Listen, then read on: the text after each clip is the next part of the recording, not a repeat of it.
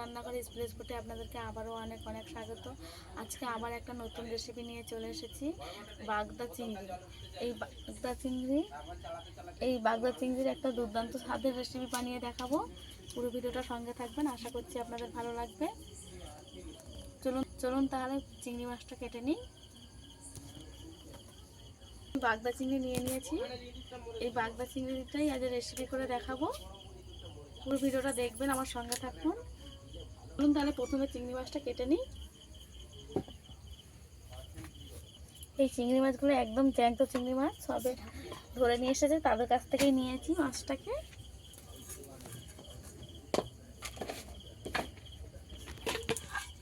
এই বাগদাটা আমাদের নদীর বাগদা। আমাদের এখানে যে সামনে নদী আছে, ওই নদী থেকেই লোকেরা ধরে নিয়ে এসেছে।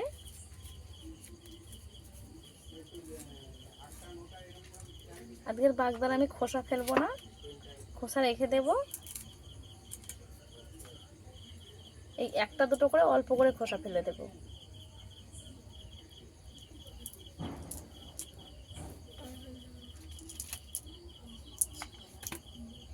এই খোসাটা ফেলেছি, এই ভেতরে যে একটা শিরা থাকে না খাবার, ওইটাকেই ফেলে দেওয়ার জন্য এখানে খোসাটা আমি ছাড়িয়ে নিয়েছি, রেখে দেবো। পরে এইটা আমি বের করব, এখন প্রথমে রেখে দিই। আবারও একটা কেটে নেব।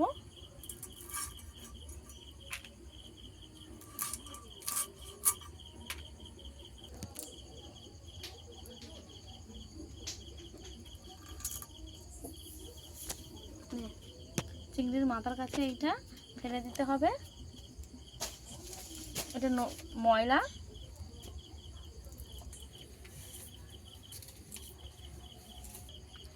একইভাবে আমি সব চিংড়িগুলো কেটে নেব।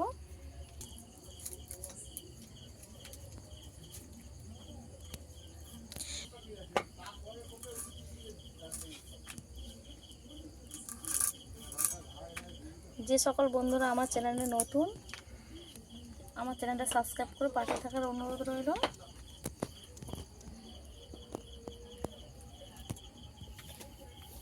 এই যে শিরাটাকে ফেলে দিতে হবে। এই যে বের করে দিয়েছি, এই শিরাটাকে অবশ্যই ফেলে দিতে হবে।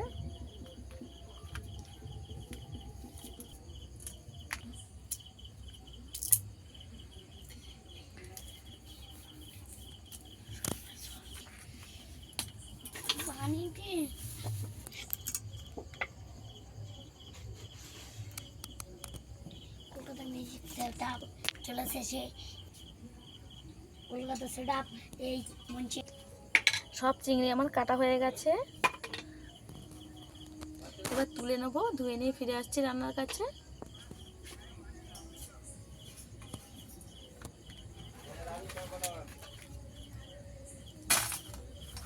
এই যে এতগুলো চিংড়ি মাছ হয়েছে,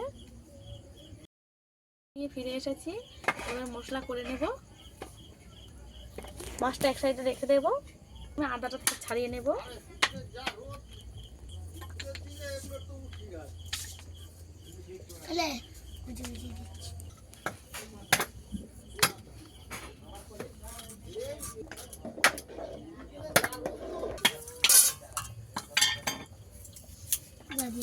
আদা কুচি করে নিয়েছি, তুলে নেব।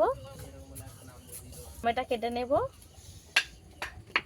টমেটো আমি দুফালি করে নেব। টমেটোর আমি পেস্ট করে নেব একটা।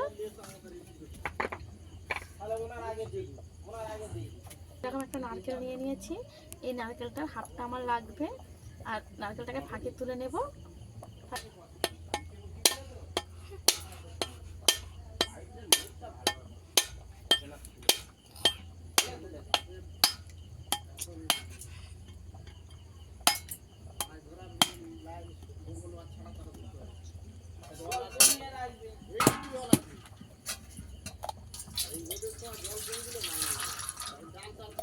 নারকেলটা কিন্তু একদম চুনো নারকেল না, একটু হালকা স্বাদ বসেছে, এরকম নারকেলই আমার লাগবে।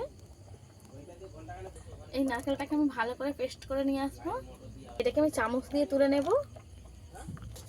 খুন্তির পেছন দিয়ে আমি এই নারকেলটাকে তুলে নেব, রেখে দেব। নারকেলের এই কালো অংশটাকে ফেলে দেব। যেহেতু একদম নরম নারকেল, আমি আর একটু দিয়ে দেবো, এর হাফটা নেব, হাফটা নিলেই হয়ে যাবে। কেলা পোস্ত বাদাম একসঙ্গে আমি মিক্সিতে পেস্ট করে নিয়ে আসবো। দিয়ে আমি আদা বেটে নেব।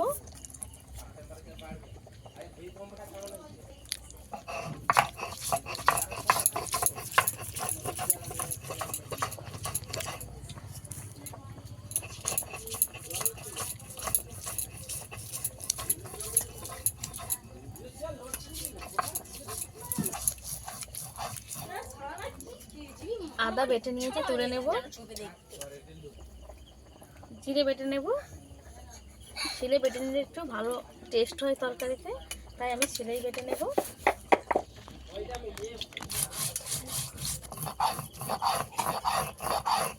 জিরে বাটা হয়ে গেছে, তুলে নেব।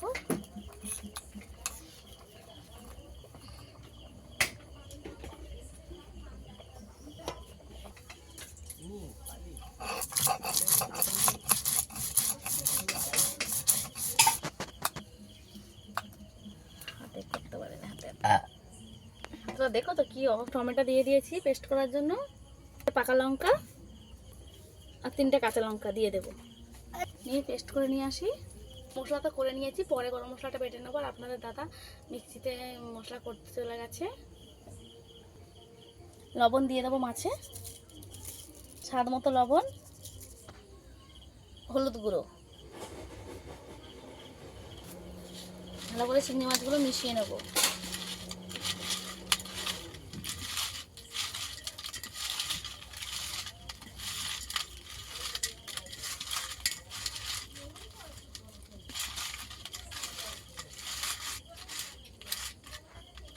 ভালো করে মিশিয়ে নিয়েছি চিংড়ি মাছগুলো। এবার উনুনটা ধরিয়ে নেব। গরম হয়ে গেছে, তেল দিয়ে দেব।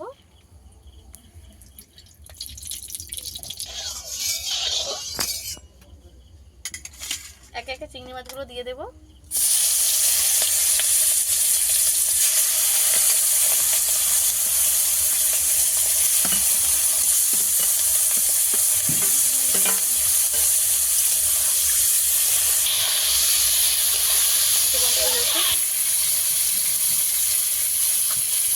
বেশি ভাজবো না, একটু হালকা করে ভেজে নেব।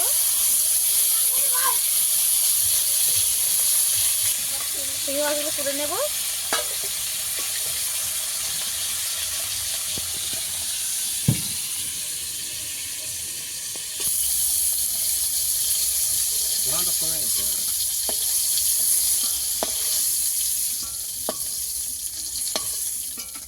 আমি এইভাবে ভেজে নিয়েছি। কড়ার মধ্যে আরেকটু তেল দিয়ে দেব, একটা তেজপাতা আর কালো জিরে দিয়ে দেব।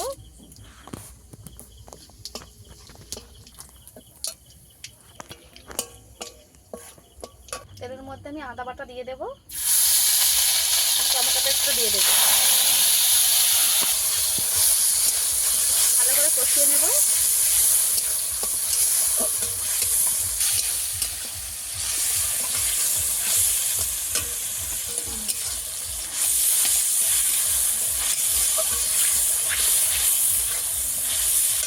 লবণ দিয়ে দেব, একটু চিনি দিয়ে দেব।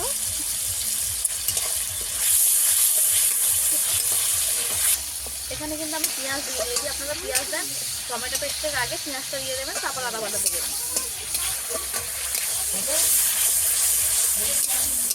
আমি এই তরকারিটা পেঁয়াজ ছাড়া করবো, তাই পেঁয়াজ দিয়ে।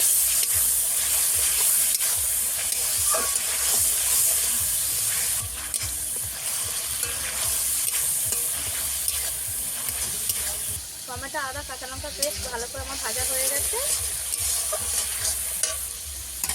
জিরে বাটা দিয়ে দেব।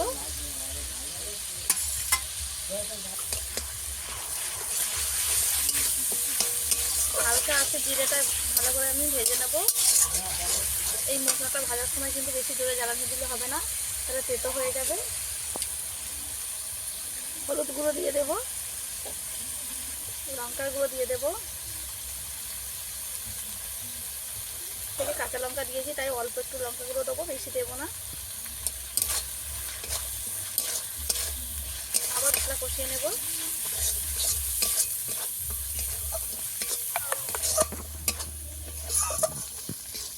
মশলার মধ্যে আমি সামান্য একটু জল দেবো, 1 একদম সামান্য। আবারও ভালো করে মশলাটা কষিয়ে নেব, যাতে করে মশলার কাঁচা গন্ধ চলে যায়। আমি নারকেলটাকে পেস্ট করে নিয়েছি, আর কয়েকটা কাজু বাদাম দিয়ে দিয়েছি, আর পোস্ত বাটা দিয়ে দিয়েছি। এটা দিয়ে দেবো।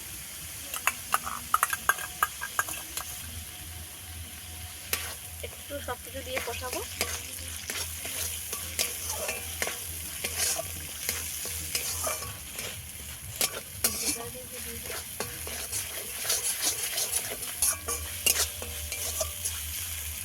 মশলাটা আমি ভালো করে একটু কষিয়ে নিয়েছি। মশলা থেকে তেল ছেড়ে গেলে তখন জল দিয়ে দেবো।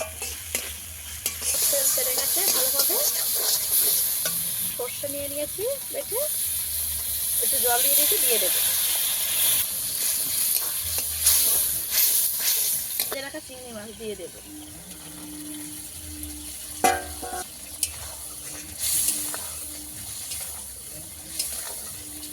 জল বেশি করে একটু দিয়ে দেবো।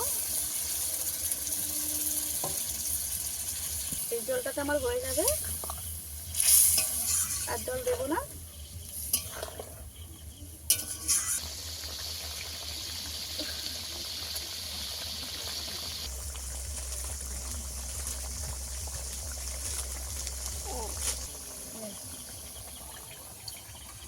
গরম মশলাটা বেটে নেব।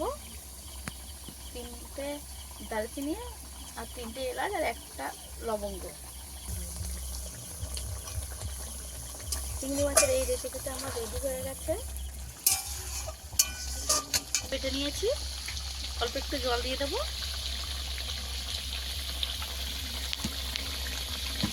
গরম মশলা দিয়ে দেবো নামানোর আগে।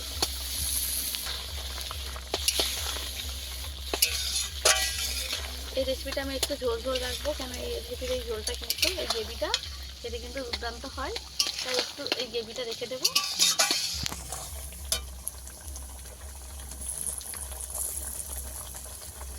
ঘি একটু উপরে ছড়িয়ে দেবো। আলাদা রকমের একটা স্বাদ আছে।